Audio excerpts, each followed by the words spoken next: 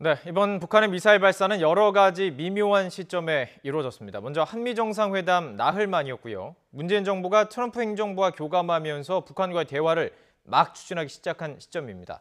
그리고 곧바로 G20 정상회담을 앞둔 시점이기도 했죠. 이 문 대통령은 세계 각국 정상들과 북한에 잇따른 도발에 대한 공조 기반을 다지는 데 주력할 것으로 보입니다. 김광삼 변호사, 이동 YTN 선임 기자와 관련 이슈 자세히 짚어보도록 하겠습니다. 안녕하십니까? 네, 안녕하세요. 네, 안녕하십니까? 자, 우선 지금 이 시기를 좀 이야기를 해봐야 될 것 같습니다. 한미 정상회담 이후에 G20에 이제 각국 정상들을 만나서 북한과 관련해서 뭔가 메시지를 내놓을 시기였습니다. 지금 이제 독일 방문 길에 올랐는데 복잡할 것 같습니다. 어떻게 좀 변화가 기존에 계획했던 어떤 뭐 발언이라든지 발표에 변화가 좀 있을 수밖에 없겠죠? 그렇죠. 아무래도 아시다시피 이제 문재인 정부는 이제 대북 대화 모드를 상당히 강조하는 그런 태도를 취해왔고요. 한미 정상회담에서도 북한과의 어떤 대화 주도권을 확보하겠다는 뭐 그런 입장을 발표했었고, 예. 그 트럼프 대통령도 이 부분에 대해서 합의했던 부분 아니겠습니까? 그렇지만 한미 정상회담을 마치고 또 이제 G20 정상회담을 막 이제 시작하려는 찰나에 북한에서 그 미국 그 독립기념일을 맞춰서 7월 4일이 미국 독립기념일 아니겠습니까? 거기에 새벽에. 맞춰서 예.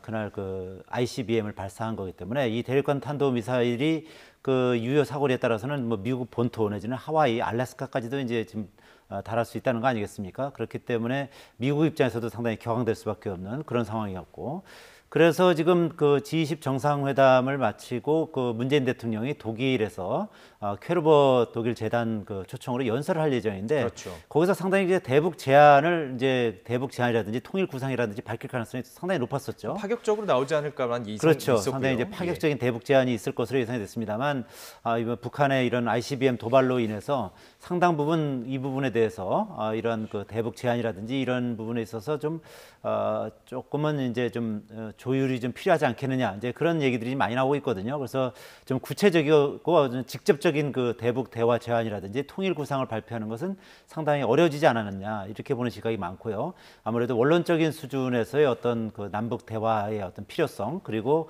한반도 평화 통일 체제 구축, 이 정도 언급은 있을 것으로 이렇게 예상이 됩니다. 예.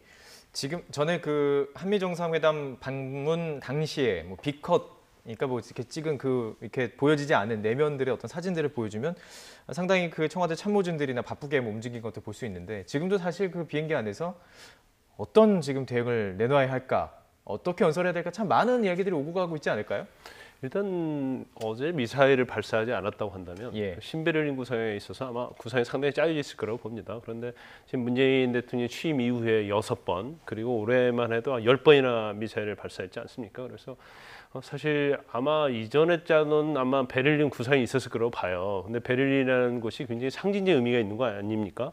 일단 동서독이 통일되고, 그리고 베를린에 있어서 그 전에도 뭐 김대중 대통령도 마찬가지고 박근혜 대통령도 가서 거기서 이제 통일에 대한 구상, 또 한반도 평화에 대한 구상을 발표를 했기 때문에 문재인 대통령이 굉장히 이번에 베를린에 가서 새로운 한반도 평화, 통일에 대한 이슈에 대해서 어떤 식으로 앞으로 할 것인지 정책에 대해서 발표할 수 있는 아주 좋은 기회였는데, 예. 이제 어제 미사일이 발사가 되면서 북한이 도발하면서 그 구상이 굉장히 암초에 걸렸다고 생각을 해요. 그렇지만 그래도 문재인 대통령의 이제 일관성 그거 아니에요. 일단 제재도 굉장히 중요하지만 평화가 중요하다. 그래서 그 전제로서 이제 대화가 중요하다고 생각하기 때문에 적어도 가서는 물론 제재의 또 방점을 굉장히 크게 찍을 수 있겠지만 어떤 식으로 앞으로 평화 통일이 되고 어떤 식으로 대화를 할 것인가에 대한 구상도 발표할 가능성이 크다고 봅니다. 그런데 사실 2001년도인가요? 김대중 대통령이 베를린 그때 가서도 2000년. 예, 2000년이죠. 예. 베를린에서도 어떤 북한에 대한 경제적인 어떤 협력, 그리고 어떤 대화, 그런 것들에 대해 남북 간의 대화랄지 특사 파견 같은 걸 얘기를 해서 그게 물꼬가 트여서 남북 간이 굉장히 좋은 방향으로 대화가 됐기 때문에 이번 구상에서도 어떤 파격적인 어떤 제한을 내놓는다랄지 그렇게 돼서 북한이 뭐 이제까지 상황을 보면 전혀 받아들일 가능성이 없다고 보지만, 그래도 기조 자체는 어느 정도 대화에 방점을 찍는 그러한 뭐 구상이 좀 나올 가능성이 크다. 저는 그렇게 봅니다. 예, 지금 문재인 정부가 들어서고 나서 북한에 향해서 계속 메시지를 사실 던지고 있는 게 사실입니다. 대화 자리로 나오라는 것이 계속 메시지인데 북한은 뭐 스스로의 어떤 계획대로 계속 진행해 나가는 것 같은데요. 그러다 보니까 특히 어제를 기점으로 야당을 중심으로 많은 비판의 목소리가 나오는 것이 사실입니다. 대북 전략에 대해서 좀 수정을 해야 되지 않느냐, 한번 살펴봐야 되지 않느냐 이런 이야기가 나오고 있는데요. 이 이야기 한번 들어보고 계속 이야기를 나눠봤으면 좋겠습니다. 함께 들어보시죠. 통제불능의 비이성적인 인물이 광기를 드러냈을 때 차분한 대화를 통한 해결을 기대하는 것은 군밤에서 쌍나기를 바라는 것과 다를 바가 없다고 생각합니다. 압박과 제재는 립서비스에 불과하고 진짜 하고 싶은 얘기는 제발 대화하자 하는데 방점이 있다고 보입니다. 대북 대화의 주도권을 대한민국에 가져왔다고 자랑하지만 이런 식이라면 주도권은 한국이 아니라 북한 김정은에게 있음을 우리 스스로 입증하는 셈이 아니고 무엇이겠습니까? 네, 지금 야당을 중심으로 뭐 비판을 하는 목소리는 이해를 합니다. 근데 지금 문재인 정부가 출범한 지 얼마 되지 않았기 때문에 대북 그 전략 뭐 대북관에 대해서 전체를 총평을 내기는 좀 이르지 않느냐 이런 이야기도 있는데 어떻게 보십니까? 그렇죠. 예. 아직 뭐 구체적으로 어떤 대북 기조라든지 뭐 대북 관련한 어떤 방안을 뭐 내놓은 상태가 아니기 때문에 네. 그래서 이번에 이제 또 베를린에서 이제 어떤 그 연설을 통해서 어떤 선언을 할 그렇죠. 것인지 상당히 예. 이제 관심을 이제 끌고 있었던 상황 아니겠습니까? 그렇지만 어쨌든 북한이 이렇게 ICBM을 발사한 상황에서는 어쨌든 그 제재와 압박 위주의 그런 어떤 전술 전략을 당분간은 구사할 수밖에 없는 상황이거든요. 그렇지만 어쨌든 아시다시피 이제 문재인 정부는 대북 그 대화를 상당히 강조하는 정부이기 때문에 기본적으로 어쨌든 남북 대화의 어떤 필요성 그리고 한반도 평화 체제의 구축 이런 부분에 대한 어떤 기본적인 생각은 아마 계속 상당히 강조할 것으로 예상이 되고 예. 이제 북한이 이렇게 계속 이제 도발을 하는 것은 어쨌든 나름대로 몸값을 높이고 그 뒤에 대화를 하기 위한 뭐 그런 수순으로 봐야 되거든요. 협상 카드를 조금 좋은 카드를 그렇죠. 내놓기 위해서. 뭐 어쨌든 북한이 어쨌든 그 장거리 미사일 발사라든지 아니면 핵탄두 소형화라든지 이런 부분에 있어서 상당 부분 이제 기술을 축적한 뒤에 미국과 이제 직접 대화를 하겠다 뭐 이런 그 구상인 것 같아 보이는데요. 어쨌든 그런 과정에서 이 그 한국이 그 이 미국과 북한의 대화에서 소외되는 일이 없도록 이제 한국이 여기서 적극적인 역할을 해야 되는데 그런 그 어떻게 보면 좀 어려운 그런 상황에 직면해 있는 게 사실이거든요. 그렇기 때문에 이와 관련해서 이제 한국이 제대로 역할을 하려면은 그 미국과 그리고 중국과 어쨌든 긴밀한 어떤 협력 체제를 구축하는 것이 상당히 중요한 관건이거든요. 그래서 이번 G20 정상회담에서도 이 트럼프 대통령이나 그 시진핑 중국 국가주석과 회동을 하게 돼 있는데 이제 그런 과정에서 어느 정도 이제 긴밀한 협력 체제를 구축할 것인지 이런 부분이 상당히 이제 중요한 그런 과제로 떠올랐다고 볼 수 있을 것 같습니다. 예, 지금 야당의 그 비판의 수위는 그렇게 뭐 높지 않았다라고 볼 수 있는데 만약에 그 지금 독일에서 역시 또 뭐 이렇게 대화 제스처를 아주 강조하거나 그런다면 야당 입장에서는 더 센 비판을 내놓을 수 있지 않을까요? 어떻게 전망하십니까? 그렇죠. 예. 일단 한미 정상회담을 통해서 이제는 뭐 미국과 한국 간에 어떤 불협화음이 있다는 얘기 많이 나오지 않습니까? 언론을 통해서. 그런데 일단 미국은 제재 위주, 우리는 제재와 대화 위주의 어떤 대북 관계를 맺겠다, 정책을 하겠다 이렇게 했는데 이번에 한미 정상회담을 통해서 어느 정도 미국의 지지를 받았어요. 그래서 문재인 대통령이 교민과의 대화에서도 이제는 우리가 한국에 대한 이슈는 우리가 주도권을 가지고 있고 우리가 운전석에 앉아 있다 이런 예, 말까지 그렇게 표현하죠. 예. 했음에도 불구하고 결국 미사일을 발사했죠. 근데 북한은 이제까지 어떤 일관된 기조가 있어요. 제재와 대화는 병행할 수 없다. 그러니까 제재를 안 하고 대화를 선택하든지 뭐 제재를 하려면 제재를 하라 그런 거 아니었어요? 제재를 풀고 대화하자 이거. 그렇죠. 예. 원칙은 그렇지만 이제 예. 그 뉘앙스를 보면 그래요. 그렇기 때문에 과연 북한은 어떻게 대화로 끌어들일 것인가에 대해서 사실 굉장히 지금 암초를 만났다고 볼 수가 있고 또 문재인 대통령 어떤 대화에 대한 정책 구상이 사실은 앞으로 계속 가기가 쉽지 않다고 그렇게 생각이 됩니다. 그리고 더군다나 이제 북한의 입장에서는 대화를 설사 할 마음이 있다 하더라도 대화하기 전에 어떤 ICBM이 됐든 아니면 핵이 됐건 이미 갖추어 놓고 대화에 임해야지 주도권을 잡을 수 있다는 생각을 갖고 있다고 볼 수밖에 없거든요. 그렇기 때문에 이번 아무튼 뭐 뭐 우리가 예측하기는 이제 신베를린 구상, 그러니까 이전과 다른 새로운 베를린 구상이 있을 거라고 보는데 예. 여기에서 무조건 대화만 강조할 수는 없을 거라고 봐요. 예. 그래서 그 전제 조건으로서는 제재에 있어서도 어떤 강도를 할 것인지, 그리고 대화의 전제 조건을 어떻게 내걸고 북한을 대화의 장으로 어떻게 나오게 할 것인지, 그런 부분에 대해서는 구체적인 얘기를 해야지, 단순히 대화만 강조했다고 하면 아마 그 부분에 대해서는 뭐 야당으로부터 심한 공격을 받을 것이고, 또 국민의 입장에서도 과연 그게 이해할 수 있는 수준인가, 예, 예. 그런 논란이 있을 것으로 보입니다. 문재인 정부의 대북 정책에 대해서 햇볕 정책 플러스 뭐 이제 그죠? 달, 그 영어로는 뭐 달빛 정책이라고 얘기하는데, 어쨌든 독일에서 어떤 발언을 내놓느냐가 아무래도 지금 뭐 여야 다 상관없이 뭐 전국을 온통 관심을 쏟을 것 같습니다. 자, 이제 전국 얘기를 좀 나눠보려고 합니다. 국민의당 이야기를 좀 해볼 텐데요. 진실공방, 항상 이런 일들이 있으면 이제 검찰 수사가 이루어지고 진실공방으로 이렇게 넘어가는 수순을 밟게 되는데, 이 진실공방이 이준서 전 최고위원이 이 조작을 지시했느냐에서 이제는 압박을 했느냐, 조작을 하도록 뭔가를 좀 압박을 했느냐, 이런 쪽으로 가고 있는 양상으로 번지고 있지 않습니까? 그렇죠. 예. 이준서 전 최고위원은 자신은 이제 그런 지시를 한 적이 없다고 이제 주장을 하고 있고, 네. 이유미 씨는 당 차원에서 상당 부분 이제 관여를 한 윗선의 듯한 개입이 있었다. 그런 예. 진술을 하고 있거든요. 그래서 이 부분에 있어서 이제 국민의당이 그 얘기했던 부분과 이유미 씨 얘기가 이제 상당 부분 괴리가 있기 때문에 국민적 의혹이 일 수밖에 없는 것이고, 이 부분은 이제 검찰 조사를 통해서 명명백백히 이제 밝혀야 되는 뭐 그런 상황인데, 현재 검찰 수사 과정만 봐가지고는 아주 뚜렷이 지금 어떻게 뭐 그 국민의당이 어느 정도 개입했는지 이런 부분에 대해서는 아직 구체적으로는 나오지 않고 있거든요. 네네. 그리고 상당 부분 어떻게 보면 지금은 그야말로 이제 정중동의 어떤 그런 상태 아니겠느냐, 이제 그렇게 보여지는데, 어쨌든 그 이유미 씨와 그 이준서 전 최고위원의 어떤 대질 신문이 있으면은 예. 거기서 뭔가 어떤 그 단서가 나올 수 있고, 검찰이 또 어느 정도 그 물증을 쥐고 있는지, 뭐 예를 들면 이제 이 그 국민의당 관계자와 뭐 이유미 씨가 통화한 내역이라든지, 핸드폰 같은 것들이 아니면은 뭐 압수수색한 상태니까요. SNS로 예. 이제 뭐 카카오톡이나 아니면 문자를 주고받은 내역이라든지 이런 걸 가지고 있다면 결정적인 어떤 그 스모킹 건으로서 물증으로 작용할 가능성은 있습니다만,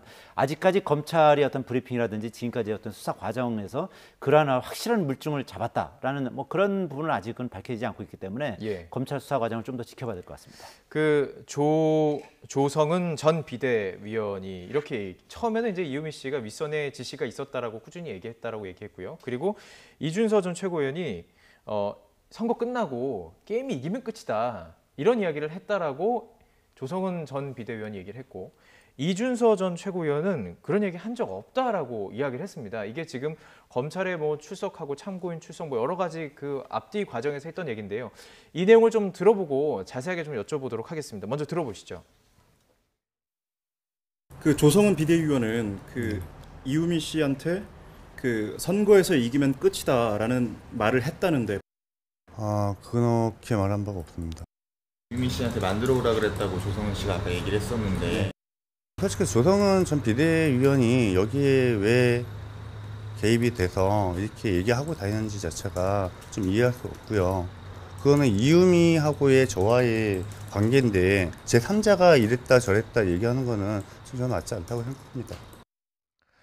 자, 김 변호사님, 이게 네. 지금 뭐 정치적인 사안이지만 법적인 체벌, 지금 형사법적인 체벌이 지금 묶여 있기 때문에 여쭤보고 싶은 거는, 만약에 지금 이준서 최고위원이 5년 중에라도 만들어 와라라고 얘기를 했다라면 법적인 책임을 물을 수 있는 거 아닙니까? 어떻게 보십니까? 근데 만들어 와라고 했다는 의미를 이제 잘 살펴야 돼요. 그러니까 예. 만들어 오라는 것이 없던 걸 만들어 오라고 하는 것인지, 아니면 문준영 씨와 관련된 사람들이 있는데 그 사람들의 입에서 그런 얘기가 나온 걸 가지고 와라고 했는지, 그러니까 조작이냐 아니면 사실적인 것을 만들어서 가져오라고 했는지, 이제 그런 어떤 다의적인 의미가 있어요. 그래서 예, 예.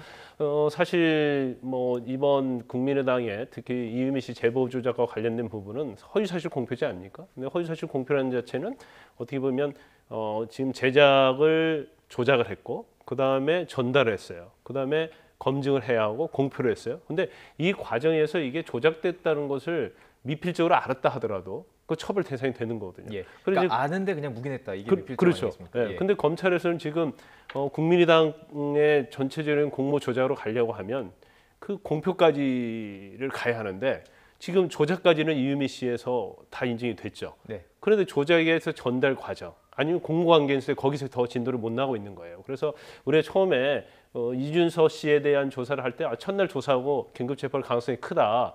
그 이전에 나온 뭐 5월 8일 날 이유미 씨 문자 메시지가 있지 않았습니까? 뭐 사실대로 말하려고 하는데 국민당이 뭐 이건 없어질 수 있기 때문에 말하지 못하겠다, 아무 말도 못하겠다, 이제 그런 말들이 나왔기 때문에 이준서 씨가 조작에 대해서 관여를 하고 공범관계 아니냐 했는데 지금 검찰이 2번이나 조사했어요. 또 오늘 또 조사하지 않습니까? 네네. 그것은 공모관계를 입증할 증거가 지금 상당히 명백하지 않다는 걸 의미하는 거거든요. 그렇군요. 예. 그런데 이제 조성원 전 비대위원 같은 경우는 이유미 씨로부터 그 처음에 그 조작과 관련된 걸 처음 사실을 털어놨던 걸 인물이죠. 얘기 들었던 예. 사람이고 그 들은 내용을 가지고 전달했던 사람이에요. 그러니까 이용주 의원이랄지 그 박 대표, 예. 박지원 전 대표? 대표한테 전달했던 사람이거든요. 그러면 이게 굉장히 중요한 증거인데 또 언론 인터뷰를 보면 또 다르게 얘기하고 있거든요. 그 말 자체의 의미가 뭐 조작을 해오라는 것인지 자료를 가져오라는 것이 분명치 않았다고 얘기를 하고 본인도 속았다고 얘기하고 있단 말이에요. 그렇기 때문에 조성원 전 비대위원이 명백히 이유미 씨로부터 이준서 씨가 조작해서 가져왔다는 증언을 하면 그건 굉장히 결정적인 공모의 증거가 되겠지만 예. 그 부분도 별로 이렇게 진도가 나가지 않고 예. 쉽지 않은 것 같아요. 그리고 이 조성원 씨의 어떤 얘기랄지 이유미 씨의 말에 대해서도 지금 이준서 씨가 다 부인하고 있기 때문에 검찰에서 쉽사리 영장을 청구할 수 있는 상황이 안 되는 것으로 제가 볼 때는 보입니다. 그래서 네네. 아마 보강 조사를 좀 더 많이 할 것으로 보여요. 그런데 예. 어제까지만 해도 영장이 청구될 것이다. 긴급 체포할 가능성이 크다고 봤는데 지금 검찰에 돌아가는 방향을 보면 그게 쉽지 않을 수도 있다. 이제 그런 판단을 내릴 수도 있을 것 같아요. 예. 지금 그러니까 얘기를 종합해 보면 그 진실 공방 사이에서 검찰 수사 결과를 지금 들어야 되는 수밖에 없는 거고요. 그 정말로 조작을 지시했는지 안 했는지 이거는 이제 뭐 법적인 책임으로 남겨놓고요. 그렇다면 조금 전에 말씀하셨던 대로 공모하고 확산되는 과정에서 국민의당의 어떤 책임, 정치적인 책임에 대해서 묻는 사람 많지 않습니까? 그렇죠. 예. 아시다시피 이제 공명선거 추진단에서 이런 부분에서 나름대로 상당 부분 신빙성이 있다고 보고 대국민 공표를 했던 거 아니겠습니까? 그렇습니다. 예, 기자회견도 공명선거 하고. 추진단의 그 부단장이었던 그 김인원 변호사가 그래서 어쨌든 국민을 상대로 해서 이제 발표를 했던 것이고 뭐 대대적으로 기사화되기도 했지 않습니까?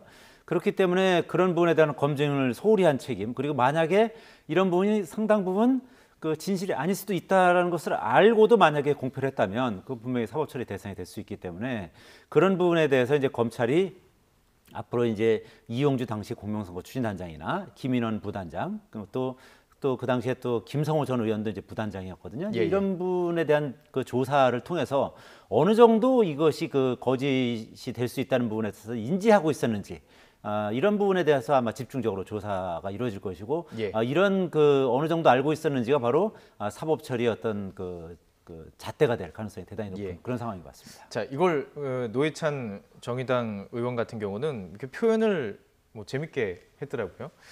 그 뭐 이렇게 바이러스, 뭐 이렇게 질병에 대해서 비유를 해서 표현을 했는데 결국에 확산시킨 것은 어디냐 이렇게 책임을 묻는 그런 과정이었습니다. 이 내용 한번 들어보고 계속 이야기를 나눠봐도 좋을 것 같습니다.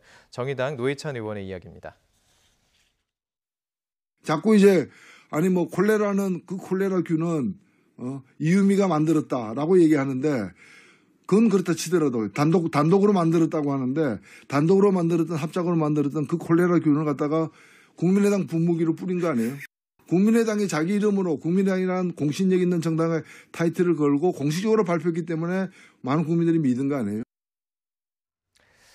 분무기로 그 균을 뿌린 것은 결국 뭐 국민의당 아니냐. 저도 사실 이 당시 그 막 녹취를 막 찾으면서 뿌리면서 이 내용 막 찾고 그랬었습니다. 어쨌든 당 차원에서 좋은 진상조사 과정이 문제가 있었다는 것은 뭐 밝혀진 내용입니다. 사실 이메일만 가지고 했던 거고요. 그렇다면 이제 앞으로 그 윗선에 대한 추가 조사, 소환 조사 어떻게 보십니까? 이 가능성 있죠. 예. 뭐 가능성 충분히 있죠. 왜 그러냐 하면 일단 제일 중요한 부분은 그거예요. 일단 공모나 제작의 어떤 조작, 제보의 조작, 이제 그 부분에 대해서는 명백하게 뭐 국민당 전체가 이 부분에 대해서 개입을 했다 이제 그렇게 볼 수는 없는 것 같아요. 이제까지 나온 증거를 보면.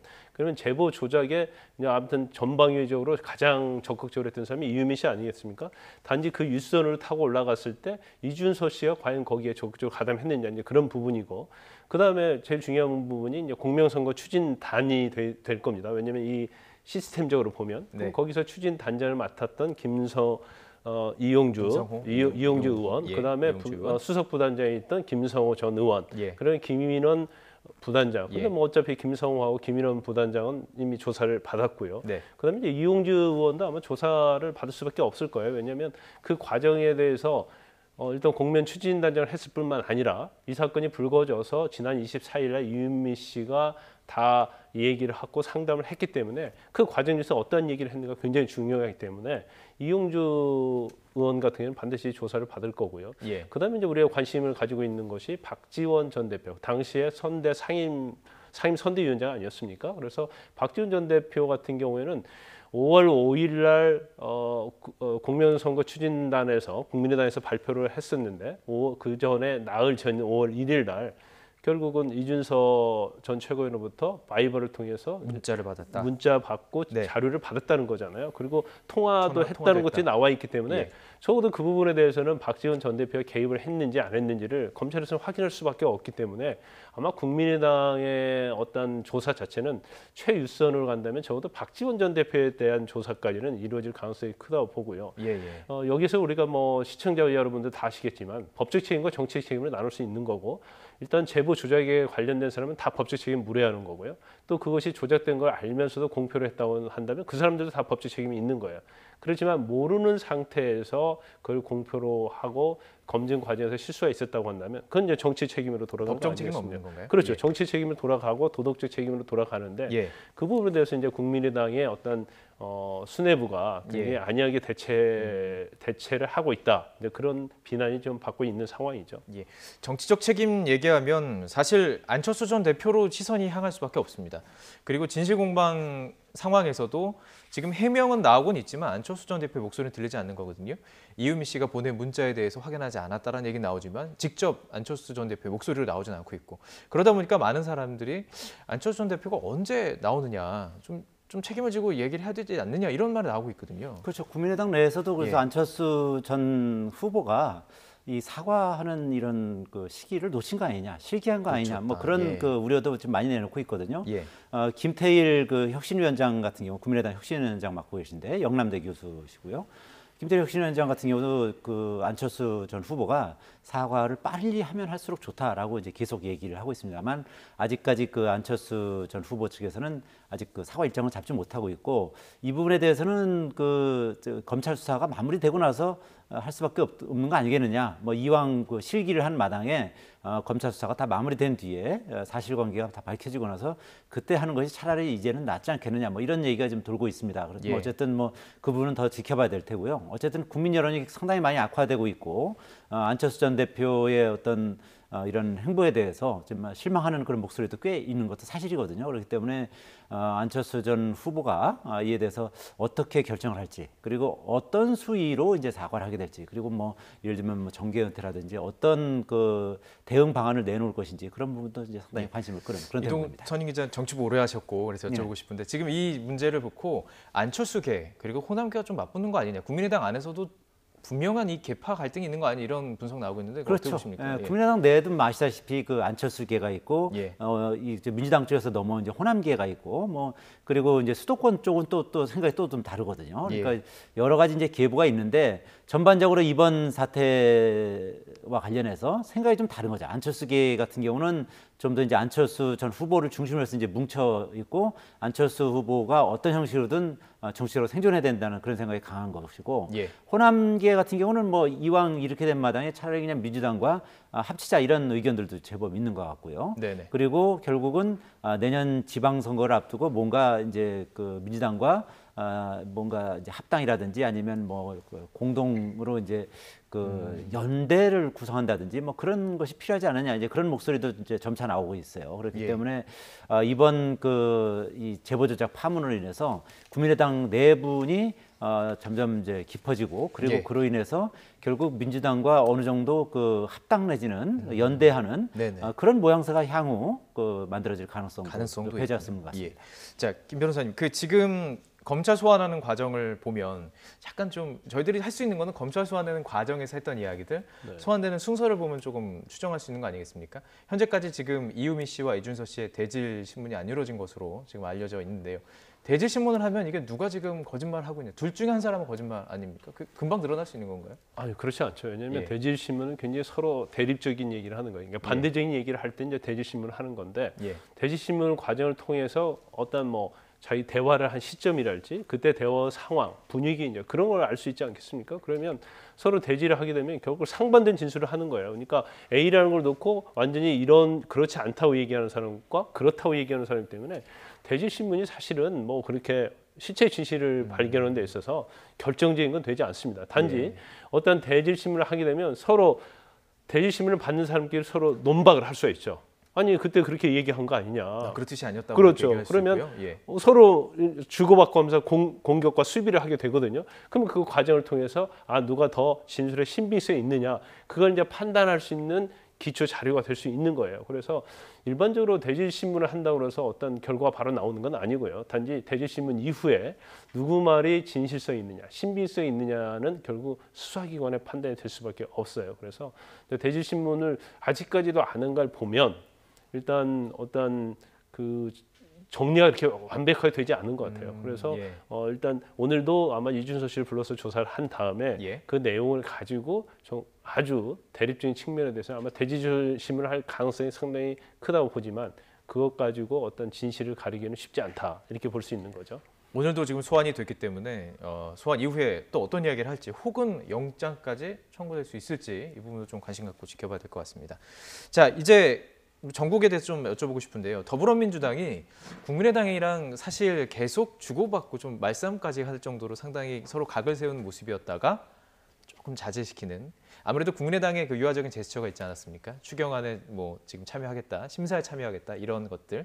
더불어민주당이 아무래도 좀 국민의당을 조금 뭐 쉽게 말하면 봐준다 이런 쪽으로 돌아선 거 아닌가요?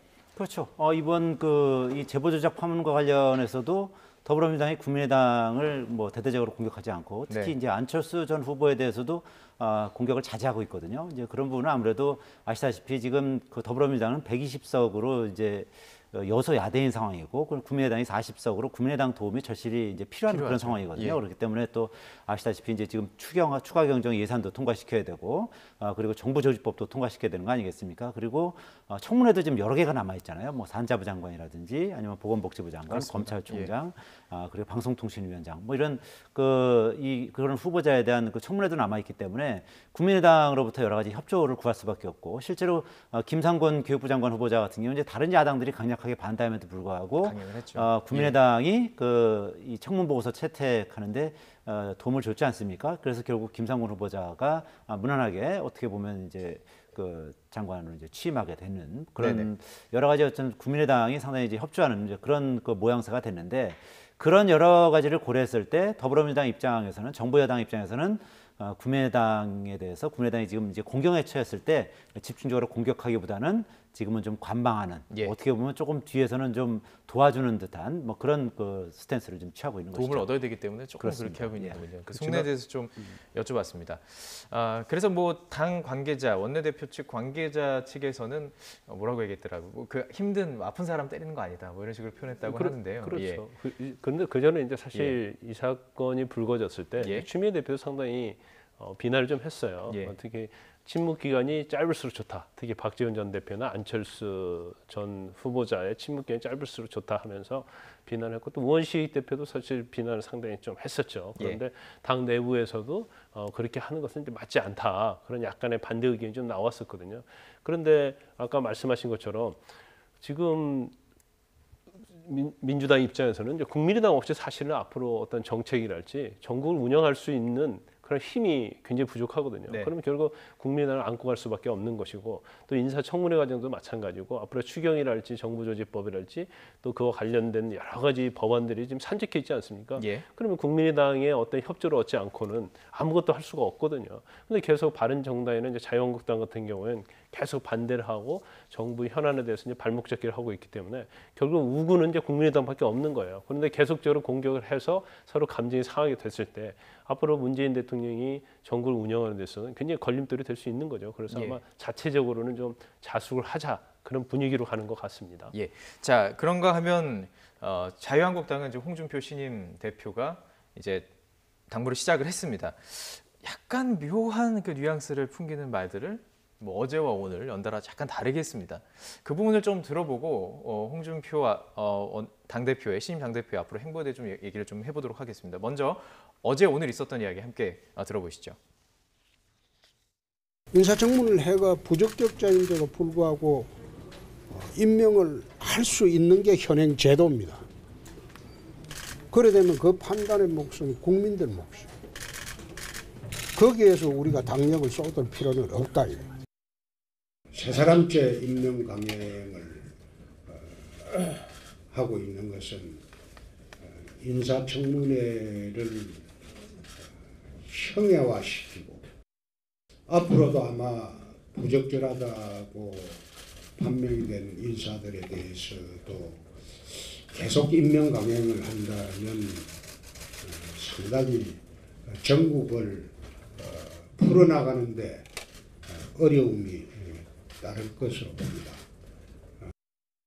글쎄요, 뭐 할 테면 해보라라는 약간 그런 뉘앙스에서 어려울 것이다로 바뀐 것 같은데요. 어떻게 이게 변화된 건가요? 그러니까 예. 어제 같은 경우는 이제 예. 지금까지 어떤 홍준표 신임 대표의 어떤 소신이었죠. 그러니까 어쨌든 그 강요로 임명하는 것은 대통령의 고유 권한이고 청문회에서 그 청문 보고서가 채택이 안 된다 하더라도 임명을 강행할 수 있는 것이 예. 지금 현행 제도거든요. 그리고 그거에 대해서 어쨌든 정부 여당이 어떤 정무적 그 정치적 책임을 지는 것이다. 이것이 바로 이제 지금 대한민국의 제도고, 그리고 그것뿐만 아니라 이제 추가 경정 예산 같은 경우도 뭐 그 공무원을 무작정 늘리는 것에 대해서는 반대를 하지만 어쨌든 뭐 합당한 부분이라면 추가 경정 예산은 통과시켜 준 것이 맞다. 뭐 그런 어떤 본인 어떤 소신을 얘기한 건데, 이제 어제 의원총회에서 상당히 의원들이 그에 반대되는 아주 강경한 목소리를 내놨거든요. 그래가지고 만약에 그 지금 이제 문제가 되는 그 뭐 조대엽 그 고용노동부 장관 후보자라든지 아니면 송영무 그 국방부 장관 후보자까지도 만약 임명을 강행하게 되면 그러면 뭐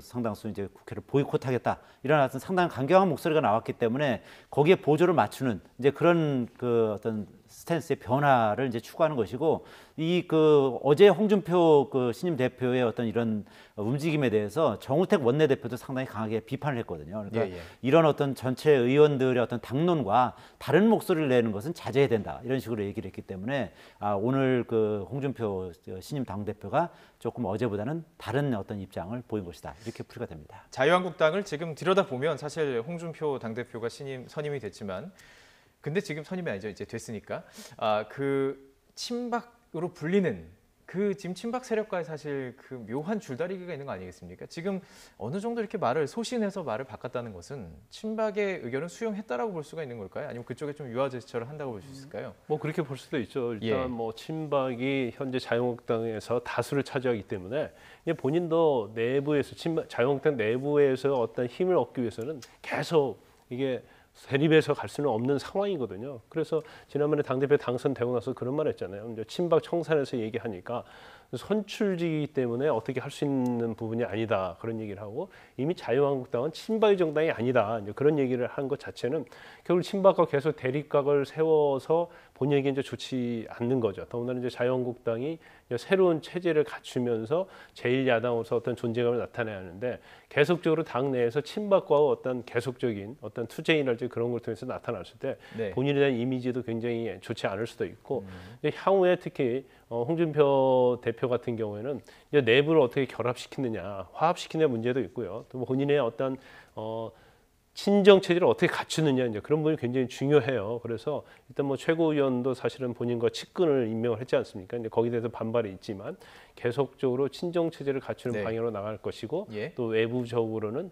이제 외연 확장으로 어떻게 나갈 것인가, 이제 그 과제를 안고 있기 때문에 아마 그 부분에서 고민을 하고 있고, 아마 인사청문회랄지 아까 말씀드린 추경이나 그런 것들도 그런 일환으로 일단 얘기를 한 것이 아닌가, 저희가 이렇게 생각해 볼 수 있습니다. 홍준표 당대표 지금 한 이틀 정도 행보했는데 참 많은 말들이 나오고 있습니다. 특히 이제 친박계로 분류되는 의원들의 입에서 조금 볼멘 목소리가 나오고 있습니다. 조금 전에 말씀해 주신 그 바로 최고위원 지명 때문에 이야기가 나왔는데요. 오늘 나왔던 이야기들 좀 들어보도록 하겠습니다.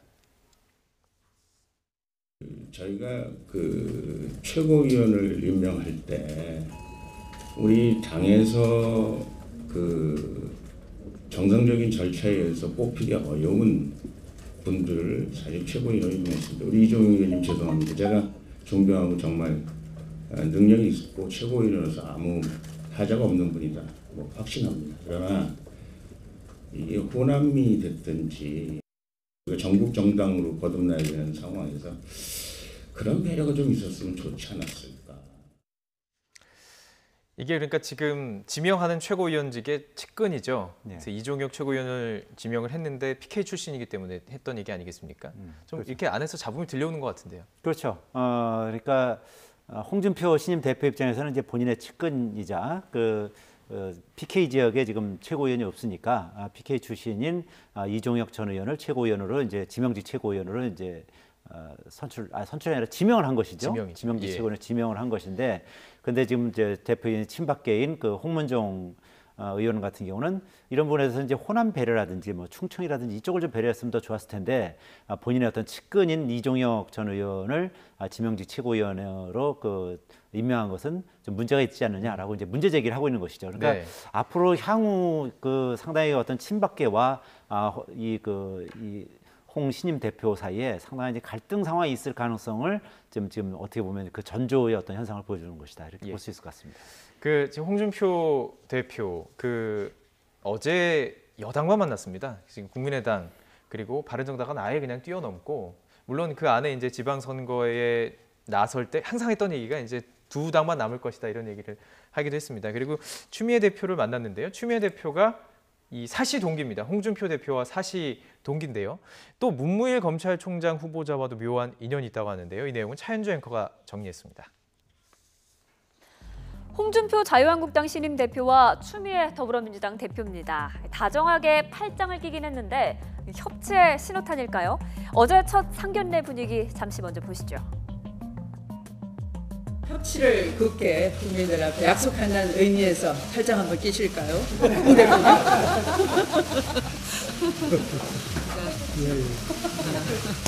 이렇게 좀 적극적으로. 어제 만남은 비공개 대화도 없이 4분 만에 짧게 끝났는데요. 이 두 사람 조금 특별한 인연이 있습니다. 두 사람은 사법연수원 14기 같은 반 동기입니다. 1996년 15대 국회 때 홍 대표는 YS 키드로, 추 대표는 DJ 키드로 나란히 정치에 입문했고, 이제는 여당과 제1야당의 당대표로 만났습니다.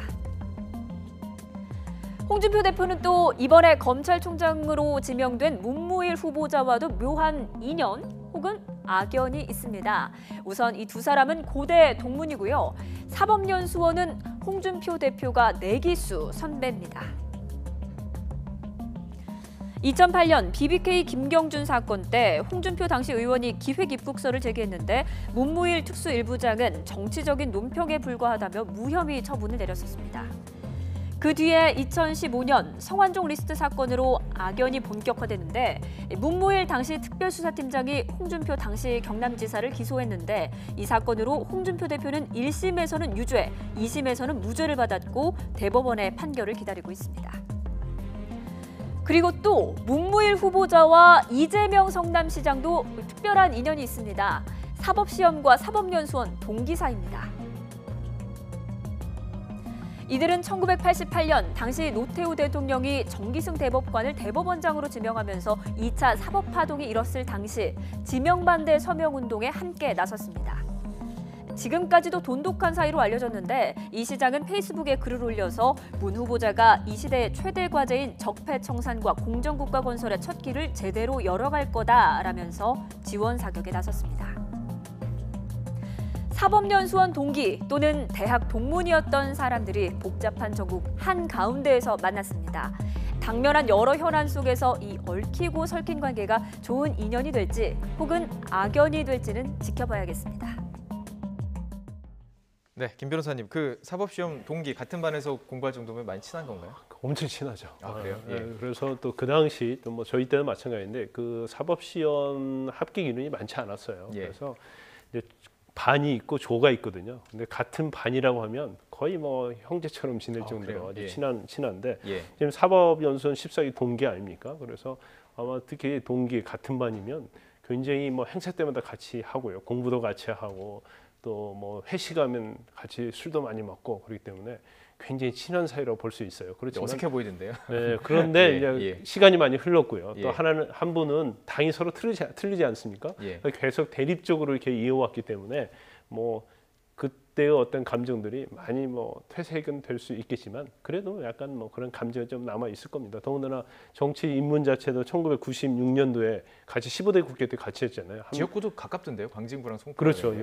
YS 키즈로 이제 홍준표 대표가 입문을 했고 또 추미애 대표는 또 DJ 키즈로 입문을 했잖아요. 근데 이제 어떻게 보면 이제 약간의 그 흐름을 보면 좀 약간 아이러니컬하면서 묘하다는 게 돼요. 왜냐하면 홍준표 대표는 제1야당 대표, 또 추미애 대표는 여당의 또 대표 예. 그렇기 때문에 둘 사이는 굉장히 가깝다고 볼 수 있는데 아마 수많은 정치의 세월 속에서 서로 이제 감정이 좀 안 좋을 수 있는 부분이 있다. 더군다나 이제 보수와 진보라는 이념적 부분이 굉장히 다르지 않습니까? 그래서 연수원 다닐 때는 굉장히 그런 것이 없었기 때문에 친하겠지만 서로 이제 정치의 길이 다른 길을 가고 있기 때문에 네. 여당은 여당으로서 야당은 야당으로서 해야 할 일이 있지 않겠습니까? 예. 그렇게 하다 보면 친한 거와 상관없이 부딪힐 수밖에 없는 상황이죠. 예.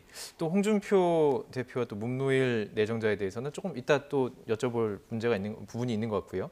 자, 이제 문무일 후보자에 대해서 좀 여쭤보고 싶습니다. 검찰 개혁에 지금 어떻게 보면 실제적으로 총대를 매야 된다, 뭐 이런 역할을 감당해야 되는 역할 아니겠습니까? 그렇죠. 어떻게 보십니까 앞으로? 예, 일단 청문회가 일단 예정이 돼 있고요. 예. 그렇죠. 뭐 문무일 후보자 같은 경우는 뭐 상당히 뭐 온화하면서도 꼼꼼하고 또 깐깐하고 그리고 상당히 성실한 그런 인물로 지금 평가를 받고 있고요. 저도 네. 이제 전에 검찰을 출입할 때 예. 직접 만나본 적도 있습니다만 예.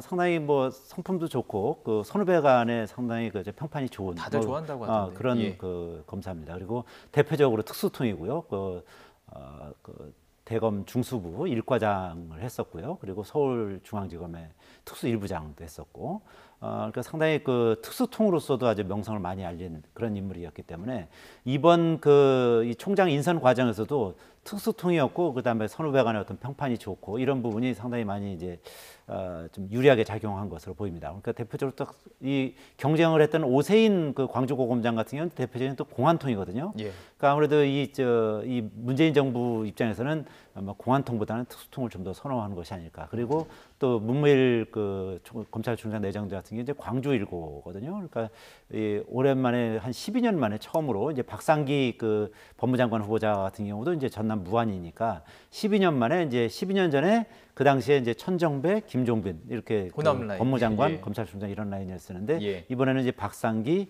문무일 이렇게 오랜만에 이제 12년 만에 호남 라인이 이제 형성이 되는 그런 효과도 아마 그 정부에서 인선을 할 때 예. 상당히 그 부분도 이제 눈여겨보지 않았을까 그렇게 풀이가 됩니다. 김 변호사님, 조국 민정수석이 내정될 때 검찰 내부 분위기를 뭐 이렇게 전에 들었습니다. 뭐 아주 뭐 두려움에 떨고 있다 이런 얘기가 나올 정도로 검찰 내부에서는 동요가 있었던 것으로 알고 있습니다. 어떻습니까? 지금 검찰총장 후보자 얘기 딱 들었을 때 검찰 분위기 조금 여쭤보시는지 궁금한데요. 어떻습니까? 근데 사실 뭐 임명되기 예. 전부터요. 예. 내정되기 전부터 문무일 고검장이 총장이 될 거라는 얘기 많이 나왔어요. 왜냐하면 상당히 개혁적인 성격을 갖고 있어요. 그리고 원래 이제 문무일 검찰총장 후보자가 제일 유명한 사건이 1994년도에 남원서 평검사로 근무할 때 지존파 사건이 굉장히 유명해집니다. 그냥 교통사고로 끝날 뻔한 그렇죠. 교통사고로 끝날 예. 뻔한 사건은 본인이 현장도 가고 부검에 딱 직접 참여를 하면서 결국 지존파 사건을 밝혀낸 거거든요. 그래서 그때부터 본인이 유명세를 타고 그때부터 특수통으로 계속 좋은 자리를 가게 되고 갈 때마다 굉장히 실력 발휘를 한 거예요. 그런데 또 한 평판 자체는 아까도 말씀하셨지만 일단 뭐 대인관계 원만하면서 굉장히 좀 개혁적인 그런 성격을 갖고 있다. 그래서 이전부터 좀 점쳐왔고요.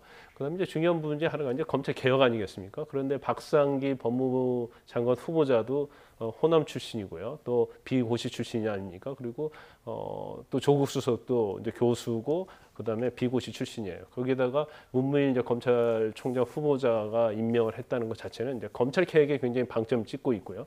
또 여러 가지 뭐 크다큰 사건을 엄청 많이 했어요. 뭐 전두환 자금 추적이랄지 많이 했지만 중요한 부분은 작년인가 재작년인가 검찰 개혁 TF팀에 있었어요. 네네. 그렇기 때문에 검찰 개혁을 뭘 해야 하는가 잘 알고 있기 때문에 아마 문재인 대통령께서 가장 적임자라고 방점을 찍고 이번에 내정한 것으로 보입니다. 이거 참 궁금한데요. 지금 이 시점이 홍준표 지금 신임 당대표가 뽑힌 바로 그 시점에 좀 내정이 됐습니다. 그런데 사실 그 홍준표 대표의 그 성완종 사건의 그 무죄 때문에 사표까지 생각했던 분 아니겠습니까? 네. 지금 대법만 남겨놓고 있는 상황이에요. 검찰 측이 영향을 끼칠 수 없는 게 지금 당연한 것으로 좀 상식적으로 보여지는데 어떻습니까? 이게 영향 끼칠 수 있는 뭐 요건이 있나요? 예. 일단 뭐 1심에서부터 아예 무죄가 나왔다고 한다면 예. 이건 수사가 잘못됐다. 1심 무죄 나고 2심 무죄 나고 대법원까지 무죄가 나와버리면 예. 이건 수사 잘못됐다는 얘기를 할 수도 있어요. 그렇지만 1심에서 일단 유죄가 나왔고 2심에서 무죄가 나오면서 대법원을 지금 기다리고 있는 상황이잖아요. 네네. 그러면 그 사건을 보는 시각이 법조인마다 다를 수 있다는 걸 의미하기 때문에 예. 이 사건 수사가 굉장히 잘못됐다 그렇게 비난할 수 있는 사건은 아니다고 보고요. 예. 단지 이제 인사청문회 과정에서 자유한국당에서 무죄가 나온 걸 근거로 해서 많은 얘기를 하고 논란이 있겠지만 결국 네네. 대법원이 남아 있지 않습니까? 그래서 그건 좀 한계가 있다고 보고요. 대법원 예. 결과를 좀 봐야 할 것 같고 설사 대법원에서 또다시 무죄가 나온다 하더라도 그걸 수사검사의 탓으로 돌리기는 어렵다. 저는 그렇게 봅니다. 예, 알겠습니다. 자, 이 내용 좀 짚어봤고요. 이제 향후 전국을 좀 이야기를 해봐야 될 것 같습니다. 계속해서 아직 지금 내각이 완성이 되지 않은 상태입니다. 내정, 인선까지만 됐지 다 임명이 되지 않은 상태입니다. 지금 남아있는 내관도 참 많고요. 김상곤 교육장관 후보자 채택으로 지금 야당의 반발의 거센 가운데 송영무, 조대엽 지금 안 된다, 지금 통과 안 되겠다 지금 놓고 있는 거 아니겠습니까? 임시국회도 열린 상황인데 앞으로 국회 파행 가능성 어떻게 보십니까? 일단은 뭐 당장은 이제 10일까지 네. 그 송영무 후보자와 조대우 후보자에 대해서 청문 보고서를 다시 재송부해 달라고 지금 뭐 요청한 상태 아니겠습니까? 청와대에서. 그러니까 10일까지 만약에 그 청문 보고서가 재송부되지 않는다면은 예. 이제 대통령이 합법적으로 임명을 할 수가 있는 것이고 지금 현재 어떤 여러 가지 그 청와대 기류를 봐서는 송영무 후보자와 조대우 후보자를 그대로 임명할 가능성이 꽤 점쳐지는 상황이거든요. 그렇게 되면 야당 입장에서는 이제 상당히 강경하게 이에 대해서 반발하고 전국이 경색될 가능성을 이제 배제할 수 없는 것이죠. 근데 그 과정에서 아까 이제 여러 번 이제 얘기를 했습니다만 국민의당이 어떤 스탠스를 취할 것인지 이제 그런 부분이 상당히 이제 앞으로 이제 전국에 중요 가늠자가 될 가능성이 높거든요. 근데 지금까지 어떤 국민의당의 어떤 지금까지 정치 행보를 봤을 때는 상당히 좀 그 더불어민주당이 협조적인 그런 자세를 취해왔단 말입니다. 네. 근데 상당히 국민의당 입장에서도 이제 딜레마겠죠. 만약에 송영무 후보자와 조대우 후보자까지도 임명을 강행할 경우에 그럴 때도 더불어민주당이 협조를 해줘야 될 것인지 아니면 그때는 어떤 야당 본색으로서 좀 강경하게 대응할 것인지 이제 고민을 할 텐데 이제 그 국민의당이 어떤 그 입장을 취할지에 따라서 전국이 풀릴지 아니면 더 경색될지가 결정이 될 것으로 보이고 뭐 아시다시피 이제 그 상황에서 어쨌든 두 그 보수 정당 같은 경우는 자유한국당과 바른정당은 상당히 강경 노선을 취할 가능성이 높아 보이고 그래서 결국은 그 과정에서 국민의당이 어떻게 할 것인지 그리고 정부 여당이 뭐 야당을 설득할 수 있는 어떤 뭐 카드를 내놓을 수 있을지 뭐 그런 부분이 앞으로 눈여겨볼 대목인 것 같습니다. 예, 마지막 질문이 될 것 같습니다. 지금 전체적인 그 청문회라든지 여쭤봤다면 탁현민 행정관을 놓고 지금 공격이 상당히 거세지고 있는 게 사실입니다. 그리고 오늘도 책에 있었던 성매매를 약간 조금 뭐 봐주는 듯한 이야기를 한 부분이 있기 때문에 지금 특히 여성 측에서 많은 논란이 있고 공격이 있습니다. 앞으로 이게 뇌관으로 작용할 가능성이 있다고 보십니까? 일단 뭐 이번 성매매 미화 논란과 관련해서는 벌써 세 번째지 않습니까? 예. 첫 번째부터 계속 논란이 빚었고 더군다나 이제 더불어민주당의 여성 의원들까지도 그 부분에서는 굉장히 고려가 돼야 한다 이렇게 하고 있는데 불구하고 지금 문재인 대통령이 결단을 내리고 있지 않고 있는 거죠. 더군다나 정현배 후보자 어떤 청문 과정에서도 여성가족부 장관 후보자. 후보자로 지정이 되면 내가 적극적으로 요구하겠다 이렇게 얘기를 했기 때문에 아마 이 부분은 일단 문재인 대통령이 독일 정상회담을 갔다 와서 G20 정상회담 갔다 와서 결정될 사안이라고 보고요. 그런데 사실 뭐 행정관이라는 직책 자체가 그렇게 뭐 높은 직책이 아니에요. 이제 행정의 어떤 청와대 내에서 행정 실무를 하는 거지만 사실 이제까지 문재인 대통령이 주장해왔던 페미니스트 그리고 양성평등 그 부분에서는 굉장히 맞지 않는 건 맞은 것 같아요. 그래서 이게 물론 이게 행정관이긴 하지만 결국 대통령의 지근거리에서 모시는 밀접한 사람이기 때문에 이분은 계속 논란이 될 것이고 예. 제가 볼 때는 하루빨리 대통령 입장에서도 결단을 내리는 것이 앞으로 국정 운영을 하는 데 있어서도 도움이 될 것이다. 저는 그렇게 봅니다. 예, 알겠습니다. 전국 현황 자세하게 세세히 하나씩 다 짚어봤습니다. 김광상 변호사, 이동우 YTN 선임 기자와 말씀 나눠봤습니다. 고맙습니다.